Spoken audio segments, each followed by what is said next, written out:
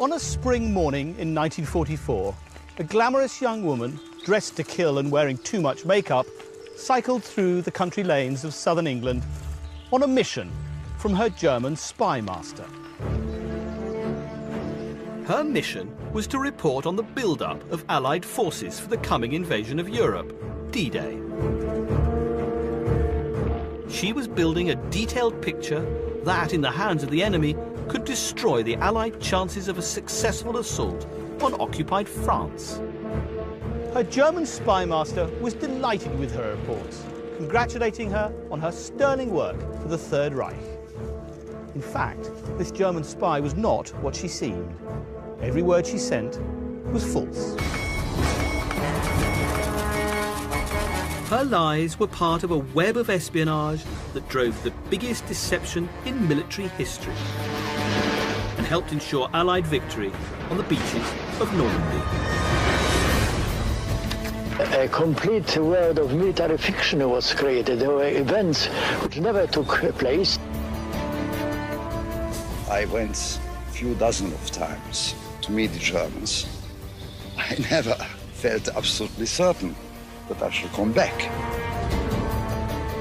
He was really entering the lines then. He could have been betrayed at any time. I think it was overwhelmingly exciting because you were playing with fire.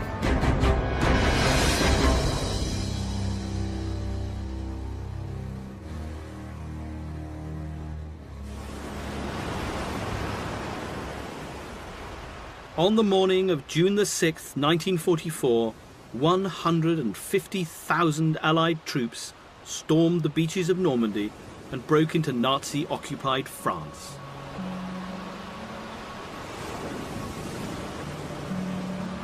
Today, we think of D-Day as a great military victory, but it was not just the heroic action of the brave soldiers that won the day.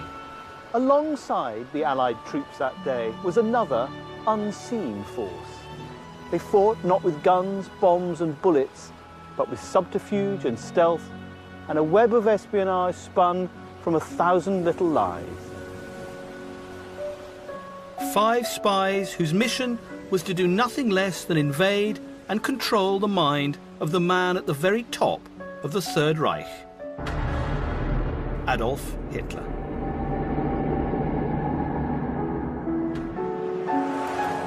Each of them had begun their careers working for the Germans, and their stories would culminate in a tale of triumph and tragedy that nobody would have believed at the time and barely seems believable now.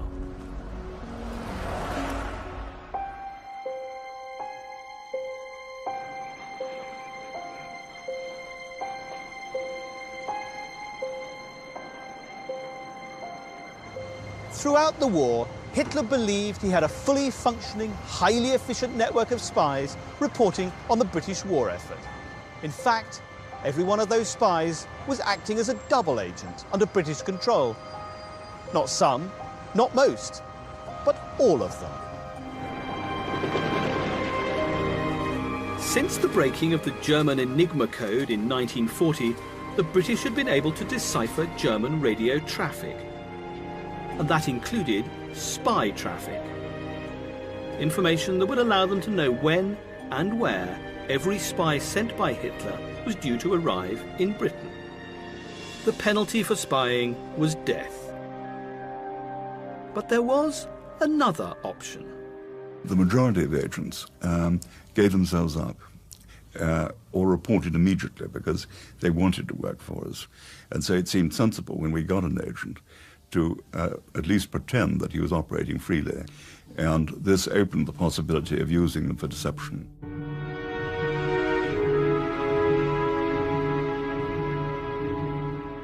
Those who chose to work against the Führer now came under the control of Department B1A, the division of MI5 responsible for running double agents. The unit's presiding genius was Lieutenant Colonel Thomas Argyle Robertson, known to his friends by his initials, TAR. His nickname was Passion Pants, on account of his tartan trousers and flirtatious manner. He was a natural gambler with a ruthless streak and an uncanny knack for seeing into the darker corners of the human mind.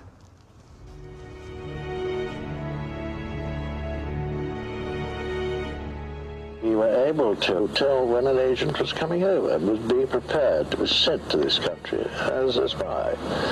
So that you could welcome him? So that we could welcome him, which we did in no uncertain terms, I can assure you. We generally knew when he was going to arrive and where he was going to arrive. He was a lovely man. He was frightfully good-looking. He sauntered into the office in his tartan trews and was always very friendly with everybody, and had a great sparkle in his eye. I don't think he was a scholar particularly, but I think he had a certain sort of special brain that was able to see round corners and invent things that would become believable if they were put across in a certain way.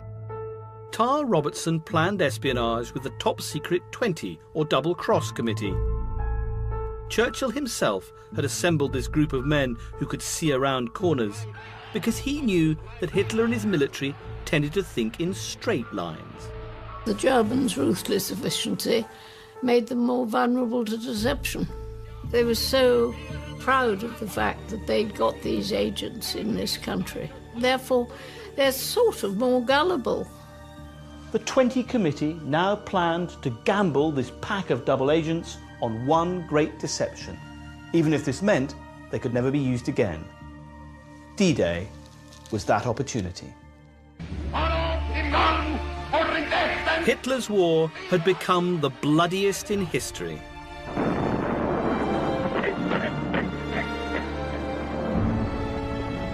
The Holocaust was raging and millions were dying in Russia and on the Eastern Front. The Allied commanders knew that the war could only be won by invading France and driving the Germans all the way back to Berlin. But Hitler had constructed a zone of death to defend the coast, the Atlantic Wall. And his forces greatly outnumbered the Allies. Churchill knew he couldn't win by brute strength alone. Everyone knew the invasion was coming. The vital question was where. Hitler believed an attack would come in Calais, the nearest French port to Britain, and here he massed a huge defensive force. It was the obvious target, and therefore the British decided not to attack it. Normandy was further away, but it had gently sloping beaches, ideal for landing thousands of troops. It was also less heavily defended than Calais. But for the invasion to succeed, the Allies had to ensure that the huge numbers of German troops around Calais stayed where they were. Because if they moved south and reinforced Normandy, then the breakthrough would not happen. And D-Day might end in a bloodbath. At Tehran in November 1943, the Allied leaders secretly agreed that Normandy would be the invasion target. Churchill turned to Stalin and remarked, "The truth is so precious, she must be protected by a bodyguard of lies." Thus was born the code name for the great D-Day deception, Operation Bodyguard. And Tar's spies would form the bodyguard of lies to protect the Normandy invasion. It did occur to me we could give them true information laced with a certain amount of false information. And we were also able to build that up and introduce a certain amount of strategic deception. With his team of double agents, Tar Robertson now went on the offensive. He realised he could take Hitler's prized espionage weapons and use them against him. From his stable of double agents, Tar had selected the 5 spies he knew were most trusted by the Germans. They would each deliver to Hitler separate pieces of the jigsaw to create the picture they wanted him to see. An imminent attack on Calais of epic proportions. If Robertson's gamble paid off, the prize was victory.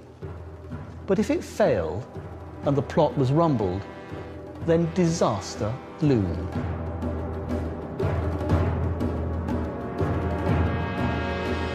If just one of his double agents should prove a triple agent, then instead of deceiving the Germans, Robertson would be leading the enemy to the truth and sending thousands of Allied troops to their deaths.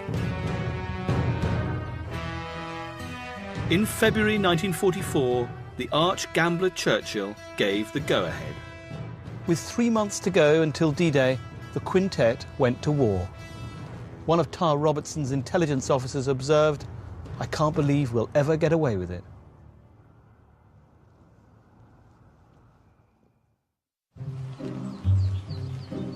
First out on the road was Agent Treasure. Her job was to cycle from town to town, collecting chicken feed, a mixture of truths, half-truths, and downright lies, delivered piecemeal to her German spy master. I transmit a hodgepodge of badges, vehicles, tanks, planes, and airfields, garnished with conversations overheard, from which the Germans cannot fail to derive the correct conclusions. Her name was Lily Sergeyev. A French woman of Russian origin, her story begins 2 years earlier in a Paris cafe. As always, she was beautifully dressed and accompanied by her beloved pet, a terrier called Babs. Facing her was Major Emil Kleemann, a senior officer in German military intelligence. Vain and excitable, Kleemann was enchanted by Lily. She told him she wanted to spy for Germany, and when he asked her why, her answer was enigmatic. "I could tell you that I love Germany or I hate the British, but if I was here to spy on you, do you think my answer would be any different?" Kleemann was intrigued and gave her the job. He would send her to spy in Britain, travelling via neutral Spain. But if he had read the diary she was secretly keeping, Kleemann would have discovered that she was an unstable woman whose only loyalty was to her pet dog.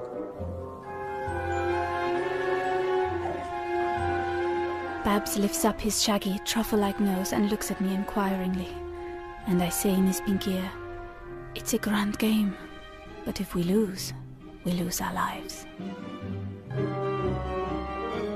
Once in Madrid, Lily knocked on the door of the British embassy and immediately offered her services to the Allies as a spy. She claimed her hold over Kleemann would make her an ideal double agent once she got to Britain. But there was a catch. Treasure insisted that Babs must come too. You probably think I'm ridiculous. To you it's just a dog, but to me it's Babs, and worth more than £1 million. The demand ran slap into one of the most cherished institutions of British bureaucracy, the quarantine laws. Babs would have to stay behind. Lily threw a tantrum, but in the end a compromise was reached. Babs would be held in quarantine in British Gibraltar, with the promise that the dog would join Lily later in England. She handed him over to a British official, said her goodbyes, and boarded the plane for England. Robertson knew that Lily might be a recipe for trouble, but an agent with a direct link to a senior German intelligence officer could be priceless. But what was Lily up to? Had she always intended to work for the British when she became a German spy? Where did her true allegiance lie? And might she switch sides again? Tar Robertson said to me, "I think there is no doubt that the German intelligence people have complete confidence in you. We can pull off what is known in the trade as an intoxication, the sort of thing intelligence men dream about." Lily had expected life as a spy to be glamorous and exciting. Tar Robertson quickly put her straight. He installed her here in a quiet block of flats in West London, and he appointed MI5's only woman case officer to keep an eye on her. Mary Shearer was solid, unromantic, and resolutely English. Everything that Lily was not. Mary always had a rather stern expression, and she would stare at you in a very meaningful way. One of her favourite expressions was, "Stupid man." Mary always had a dog, so she would very much have been sympathetic to Lily's position, but I would say otherwise they were probably fairly diametrically opposed. I still cannot quite place her. Is she my jailer, or nursery governess, or what? I don't even know what she feels about me, though I suppose this doesn't matter very much. If only I could have my Babs here. I have a feeling that everything would turn out all right. I think it's disgraceful the way they have behaved. Agent Treasure was just one element in the grand deception now being laid out across the country. The Germans needed to be convinced that the Allied spearhead was pointing at Calais.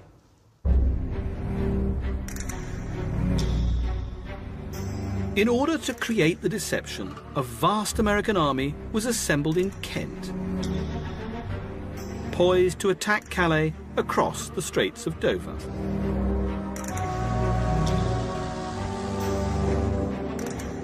Had any spy planes been watching Kent, they would have seen a formidable invasion force gathering. From a distance, it would look strong enough to break through the Atlantic Wall.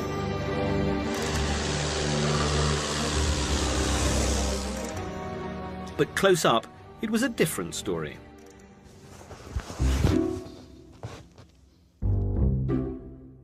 To bolster the illusion of strength, large numbers of inflatable tanks and dummy aircraft were assembled in the Kent countryside, which would look like the real thing to German reconnaissance planes.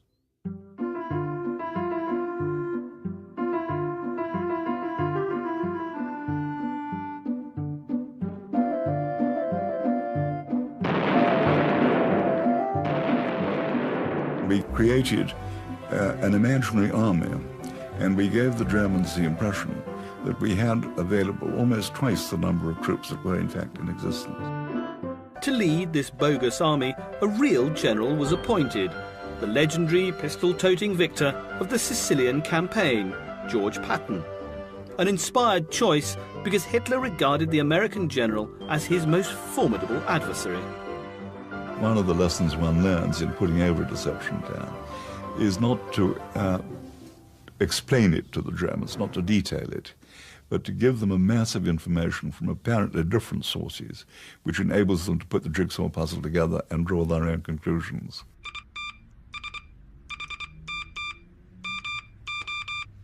One of Tarr's agents was a Spaniard, a master of invention with an army of spies at his command. Juan Pujol had a diploma in chicken farming, an overactive imagination, and a deep-seated hatred for Hitler. A natural performer and a man of many guises, Tarr Robertson codenamed him Garbo.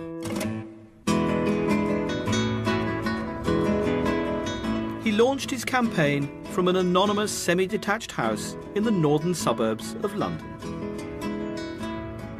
Astonishingly, he had convinced the Germans that he was a committed Nazi with access to high-level British intelligence.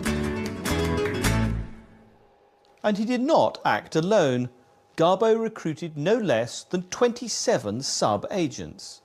These included an army sergeant, an English secretary, a waiter from Gibraltar, a travelling salesman, 2 Venezuelan students, and a disgruntled seaman from Swansea. But perhaps the most extraordinary part of the Garbo network was the Brothers of the Aryan World Order, a group of fanatical Welsh fascists. Needless to say, none of these people existed.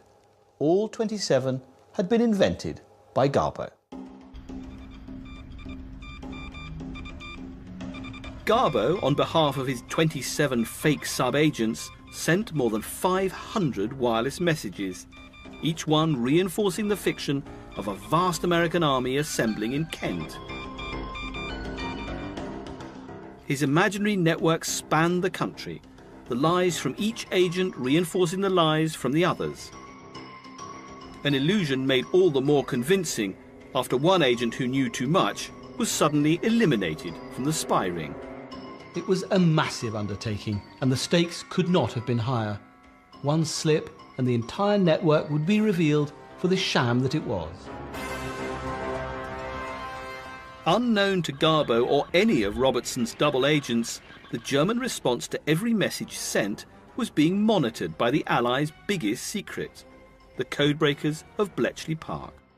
German signals decoded at Bletchley revealed that many of Garbo's messages were being passed on word for word all the way to Berlin.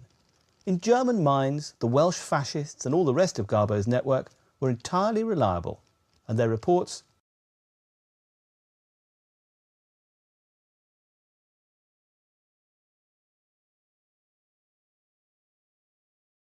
German reinforcements poured into Calais to prepare for an invasion.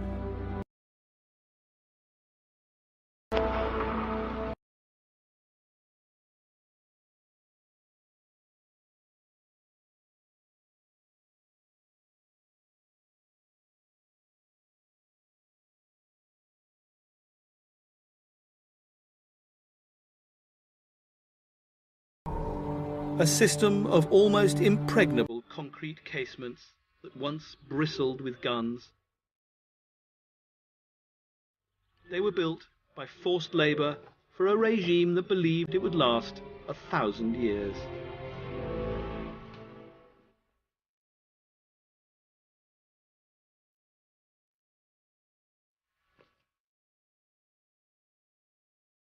The bunkers were a warren, lived in by hundreds of men, and deep inside these fortresses can be found a testament to the Nazis' belief in their invulnerability.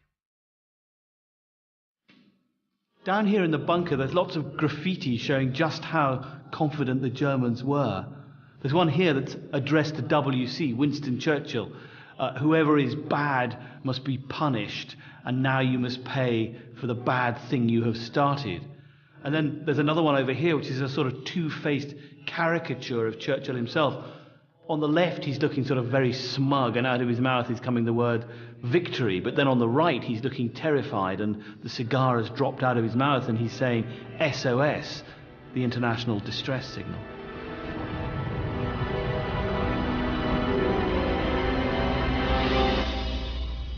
Several hundred miles to the north of Calais, another deception was underway. While Garbo was busy inventing one army, another was being created up on the east coast of Scotland. This was the work of the third of Robertson's spies, Agent Brutus.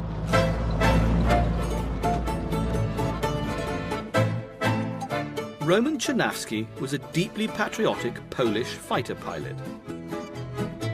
A professional soldier who had devoted himself to becoming an expert spy.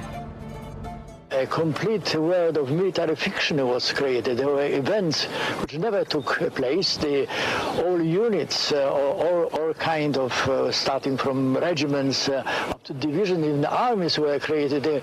People who never were born, the generals, English or American, never existed. Were thousands of signposts put all around. But really, there were no troops here, no units in this beautiful, quiet countryside like it's today.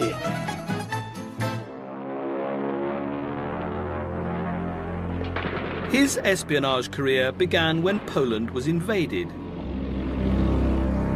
He then fled to France and began working for the resistance and spying for the British. My father would casually walk down the street wearing his French beret and an overcoat, clutching a stick of French bread, and in his right hand pocket he had a little stubby pencil and a notepad, and he was very, very carefully noting down the insignia on German uniforms. He would scurry home to his flat and then radio back to London what he was seeing. But he and his network were betrayed and captured.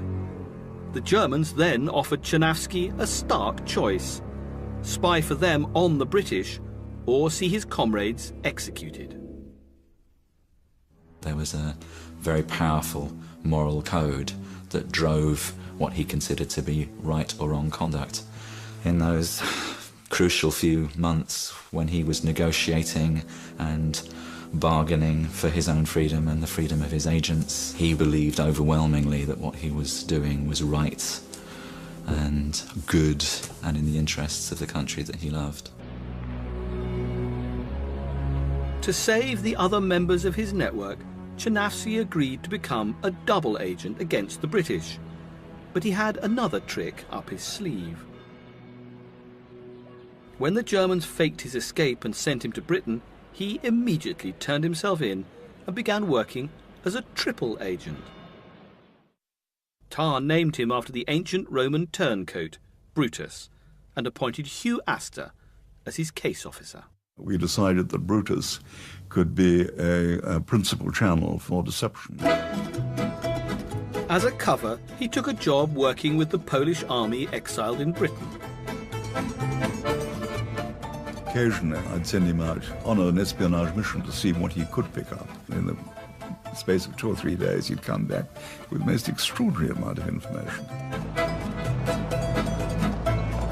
He'd draw a map showing where all the different units were stationed, identification signs, very often the commanding officer's name, and then I would use that as the basis of a report to send to the Germans, but changing the identity of the various units which he'd identified. As a professional soldier, Brutus's reports carried weight in Berlin. The army he now invented in Scotland was intended to do precisely the same thing as the fake army in Kent. By threatening an invasion of Norway, it might keep the occupying troops bottled up there and away from the real battlefields in Normandy.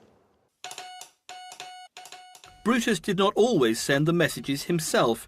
He had his own Polish operator who would transmit for him.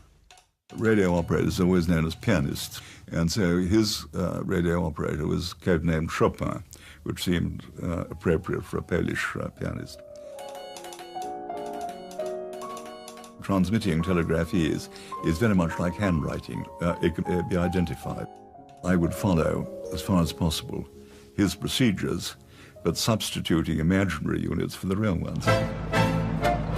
So now, 2 fake armies had been conjured into existence. One in Scotland and the other in Kent. Meanwhile, the real invasion army was beginning to mobilise in southern England for the biggest amphibious assault in history.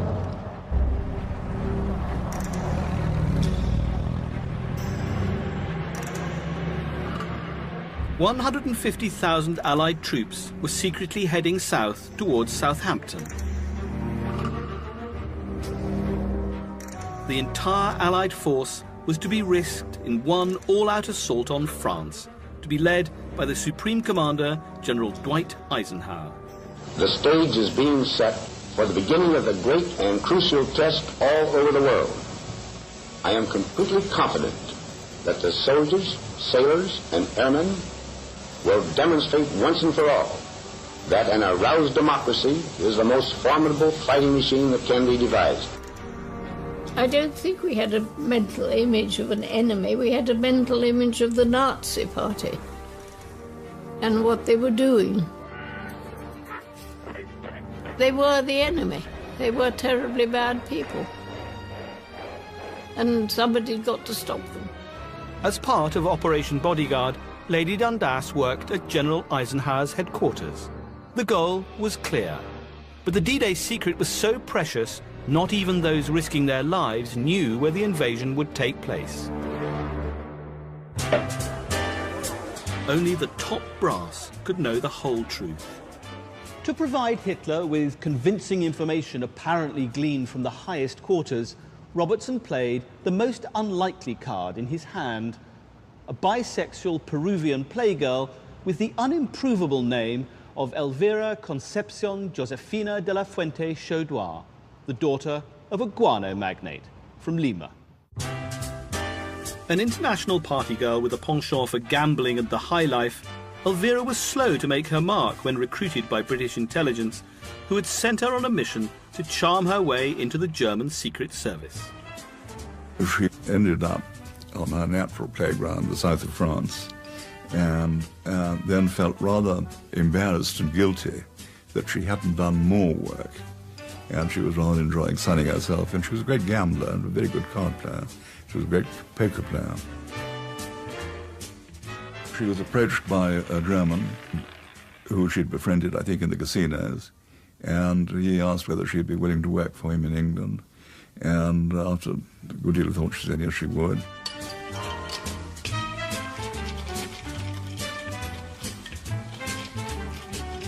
Back in Britain, her task was to haunt the cocktail parties and casinos of high society London and send back to Germany an intoxicating mixture of invented secrets and gossip, reporting conversations she had never had with people she had never met. Churchill had ordered that no codename should give a hint at an agent's true identity, a rule that the double-cross team cheerfully and consistently ignored. Treasure was valuable, Garbo a great actor. And Elvira, the good time girl, was given the codename Bronx, the name of a particularly lethal cocktail.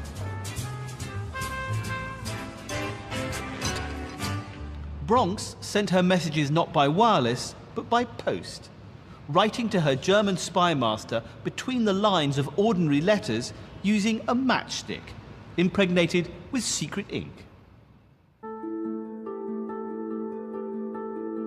Using the impregnated match, secret invisible messages could be written over ordinary correspondence.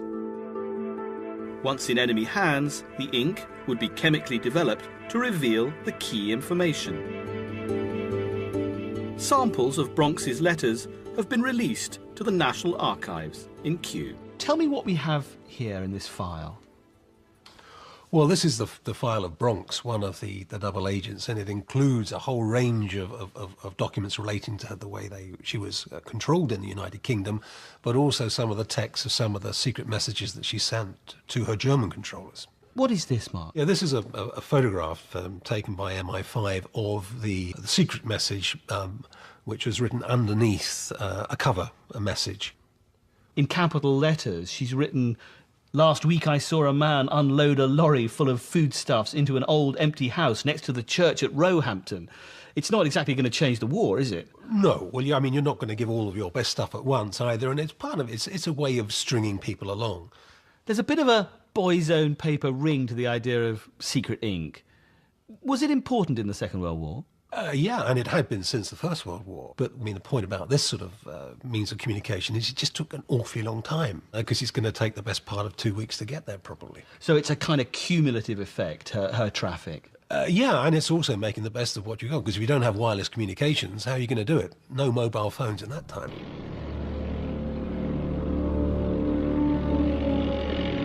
As the days counted down to D-Day, Bronx would need a way to get messages to her German spy master much faster. We intercepted a movement order to a German panzer division, which at that time was stationed near Bordeaux, to move to the Normandy area, which was exactly what we didn't want. And really, without very much of hope of success, I said that I would try and use Bronx to prevent the division moving. The tanks would be in Normandy within days, unless Bronx could convince her spy masters that they were needed more urgently elsewhere. Now, secret ink was not Bronx's only way of communicating with her handler, was it? No, there were sort of crash messages, if you like, that were conveying an innocuous, so a telegram, for example, conveying an innocuous message, had a prearranged significance to her controller. And therefore you could get a certain degree of immediacy to it, but again, you had to be very, very careful about what you did and didn't say. It says, envoyez vite 50 livres, j'ai besoin pour mon dentiste. Send quickly £50, I need it for my dentist. But that actually meant... It actually warns that there's going to be an invasion in the Bay of Biscay. I must confess I was astonished within hours seeing this message relayed to Berlin. Within 24 hours, an order cancelling the movement order for the, I think it was a Panzer Division, I think it was the 13th Panzer Division, but I'm not sure. And so nobody was more surprised than myself, I must confess. But back in England, Allied troops were making final preparations for the invasion. To further convince the Germans that Calais was the target, bombing raids on the area were stepped up. And Tar Robertson was feeling a deep satisfaction with the work of his spies. The elaborate hoax seemed to be working. Operation Bodyguard was on course. He now felt confident enough to send a message to Churchill, pointing out, "My double agents have, at a critical moment, acquired a value it is scarcely possible to overestimate."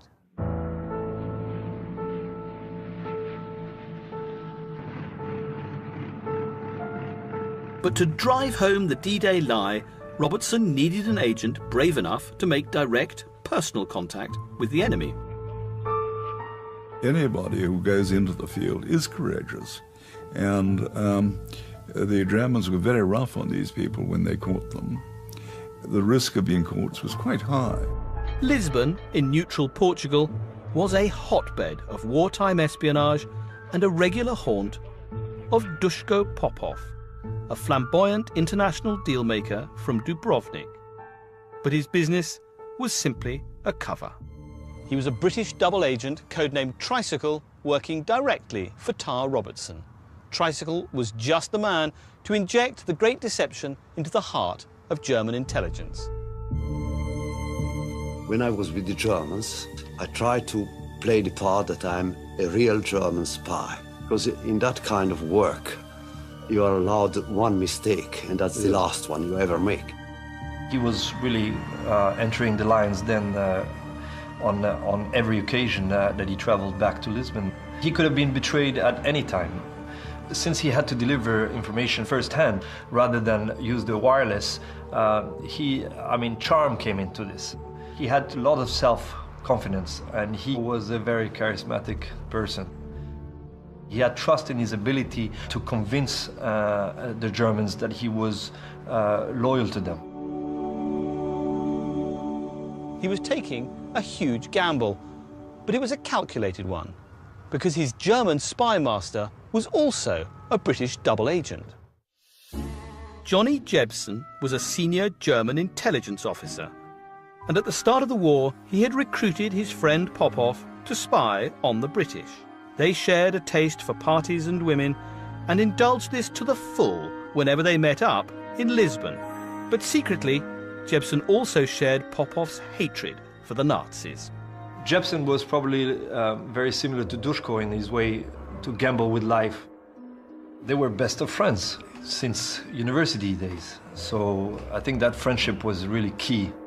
But the close friendship between Popov and his German controller Jebsen was starting to worry MI5. It became apparent that his German controller knew that he was working for us, and this created a new dimension to the game. I was rather gung-ho at that time and felt that we ought to eliminate his controller, but wiser counsel prevailed, and we didn't. Instead, Popov told MI5 that Jebsen was anti-Nazi and should be brought in as another double agent. Jebsen was recruited as agent artist.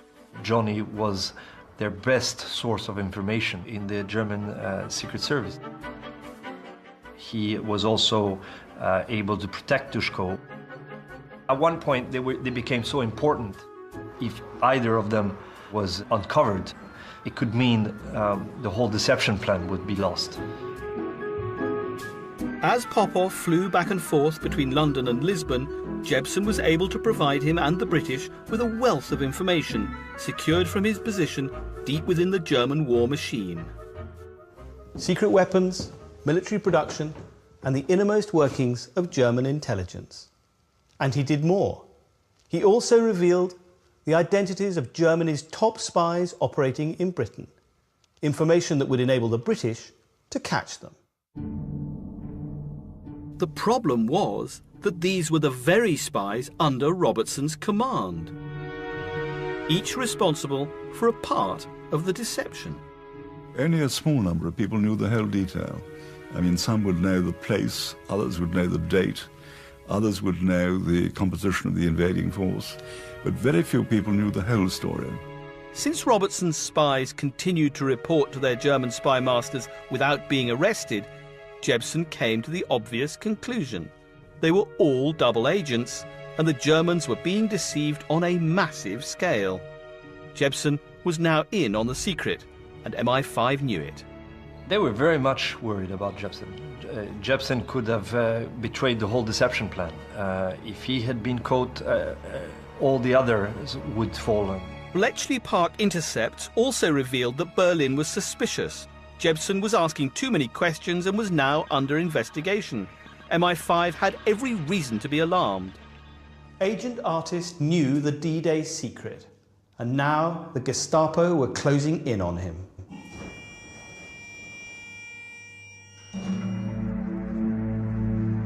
Which left Tar Robertson with an appalling dilemma.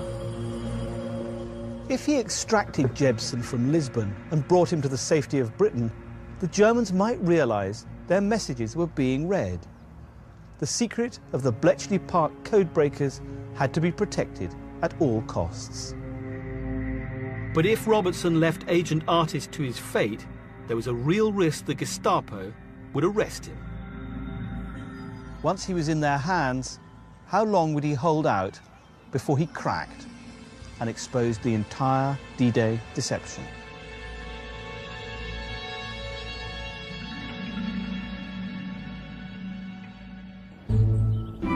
But then another problem appeared, in the shape of a small dog. For months, Agent Treasure had badgered MI5 to fulfill their promise and bring her pet dog to Britain. But Babs remained in quarantine in Gibraltar.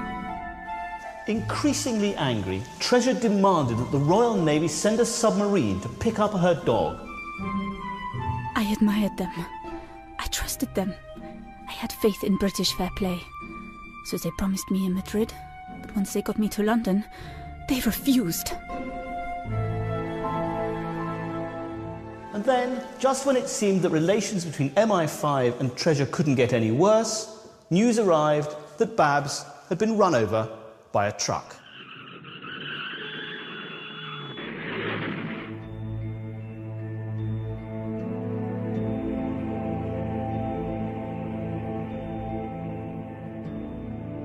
Treasure was heartbroken and furious. She immediately accused Robertson and MI5 of murdering her pet dog. And perhaps she was right.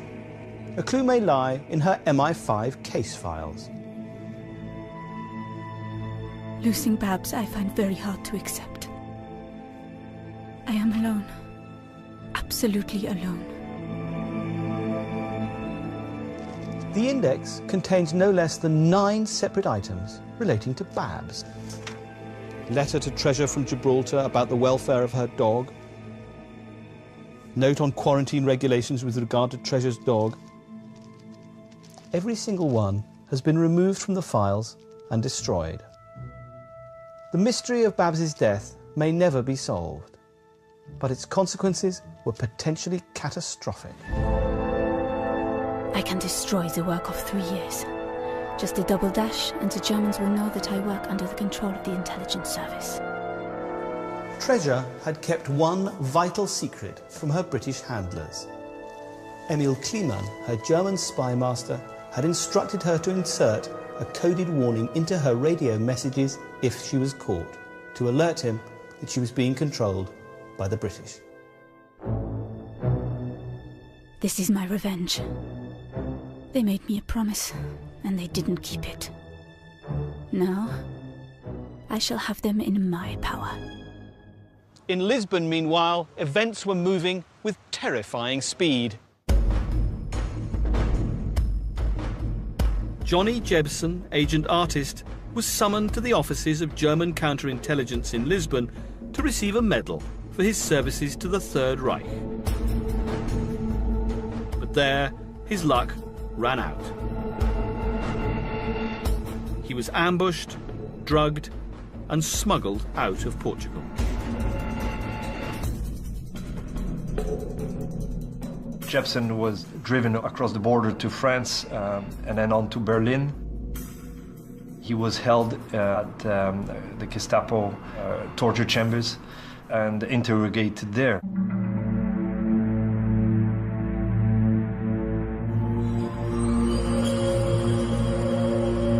I wouldn't have wanted to be captured by the Germans. I think they were very rough.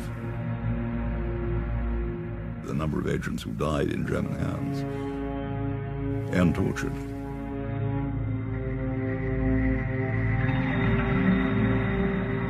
Back in London, Tarr received a 3-word message from Lisbon. It was the message he had been dreading. Johnny has disappeared. MI5 was swept by near panic. Tarr Robertson called a crisis meeting. Should they shut down the entire double-cross operation, or could they continue as if nothing had happened? It was no longer safe for Popov to act as a double agent. I don't think at that point he was wondering or worrying about the deception plan at all. I think here was his best friend being abducted by the Gestapo. Most people didn't think that Johnny would be able to resist interrogation. They all thought that he would crack under physical torture. People would have thought, you know, that's it. The game is ended. The fate of Johnny Jebsen and the destiny of thousands of Allied soldiers weighed heavily on Tarr's shoulders.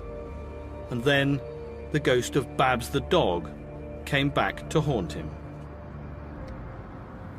And now, at the worst possible moment, Agent Treasure threatened to blow the entire double agent system. Treasure finally admitted that she had agreed a secret signal with her German spy master to be inserted into her messages should she ever be caught. She confessed that her motive was revenge for the death of Babs. But she refused to say what the secret signal was or whether she'd already sent it.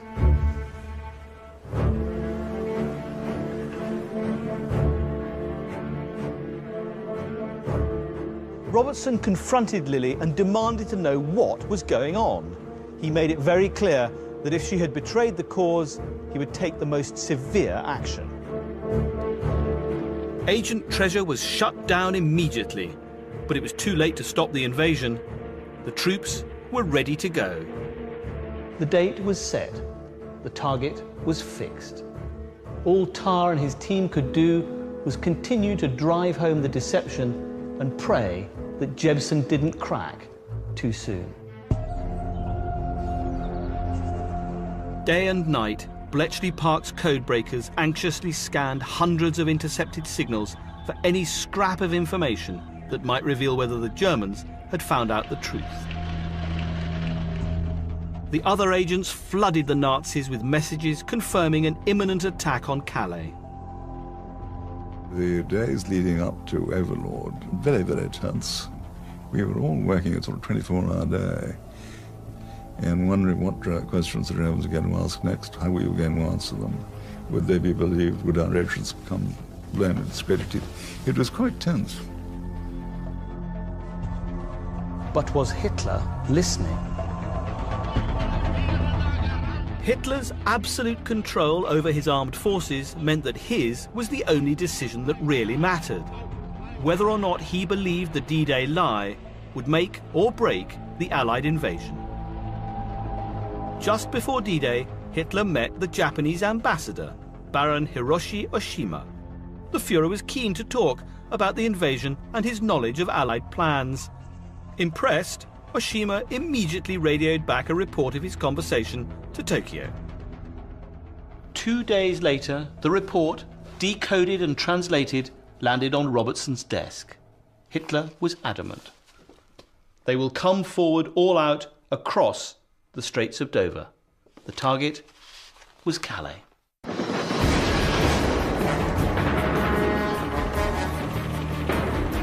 On June the 6th, 1944, the Allied troops under the command of General Eisenhower stormed the Normandy beaches and took the Germans completely by surprise.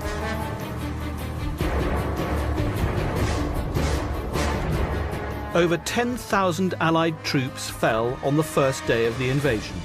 It was a high and bloody price to pay, but a fraction of the casualties there would have been had the Germans been ready. By the end of the day, the Allies had their first foothold in France, but the job was not yet over. As the Allies pushed on into France, the unseen force of the D-Day spies fought alongside them.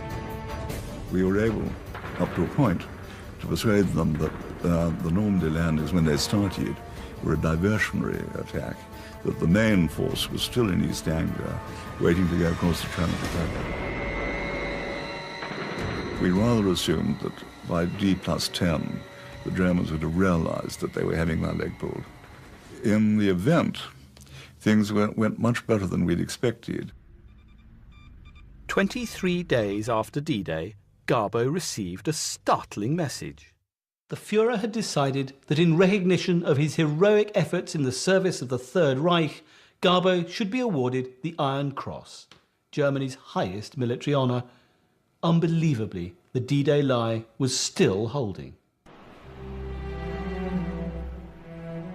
As late as July, more than a month after D-Day, no fewer than 22 German divisions, almost 250,000 men, were still held back in the Calais area. In Norway, German sentries anxiously scanned the horizon, waiting for the attack from Scotland, that also never came. The hoax had been more successful than anyone would have dared predict. The liberation would be slow and costly, but after the landings of June the 6th, victory was in sight.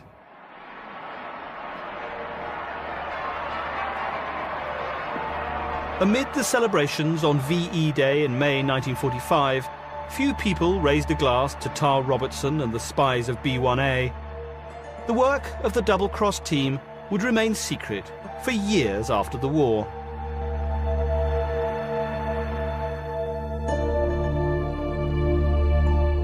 But recently declassified files revealed the full impact of the deception operation. This captured German map showed where the Nazis believed Allied forces were positioned immediately before D-Day. The map corresponds precisely with the lies fed to German intelligence by the D-Day spies. The deception town saved many thousands of lives and was the equivalent to quite a large additional army force. Their counterparts in German intelligence never guessed the massive hoax Tar and his team had pulled off.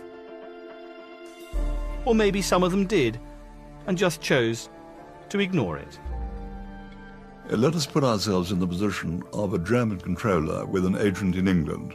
Would you go to Hitler and say, I've been spending millions of Deutschmarks maintaining this organization in England, and they're all a lot of dummies?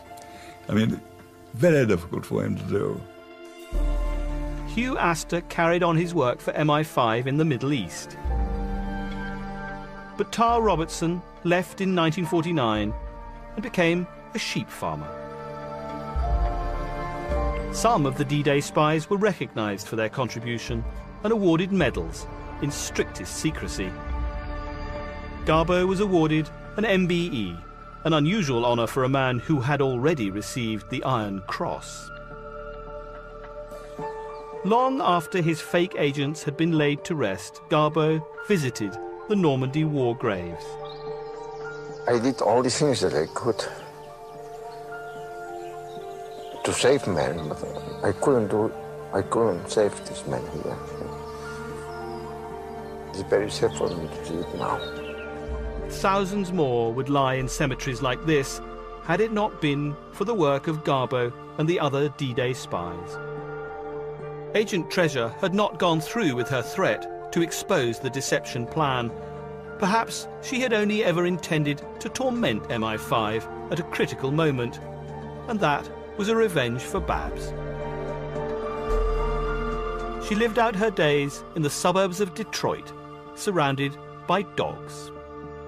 Bronx, the bisexual Peruvian party girl, opened a souvenir shop in the south of France. Brutus remained in England, but his love for Poland never dimmed. He became active in Polish politics, but it was not until old age that he spoke openly about his wartime activities. I grew up with the stories of him skiing and him being a pilot and anecdotes of him being parachuted into occupied France.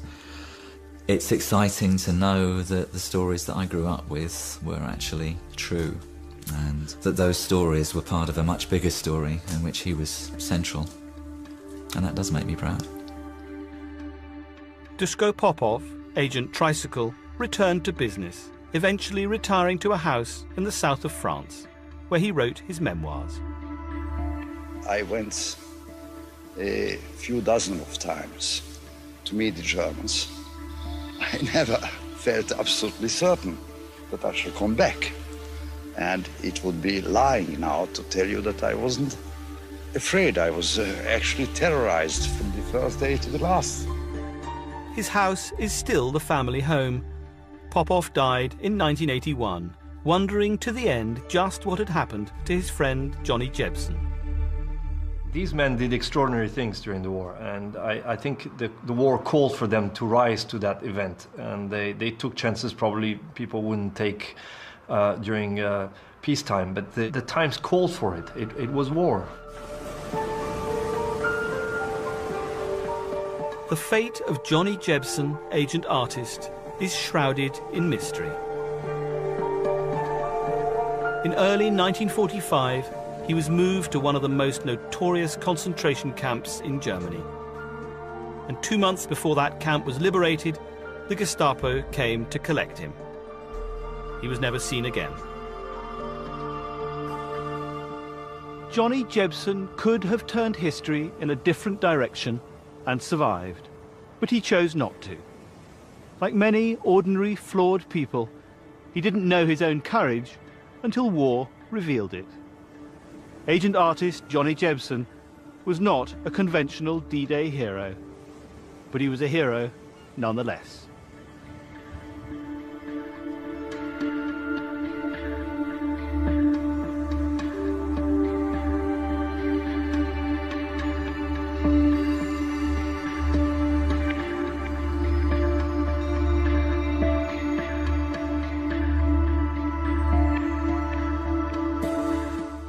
Stay with us tonight. The Culture Show's next, talking controversy surrounding the film Zero Dark 30, 200 Years of Pride and Prejudice, and the Manet exhibition at the Royal Academy.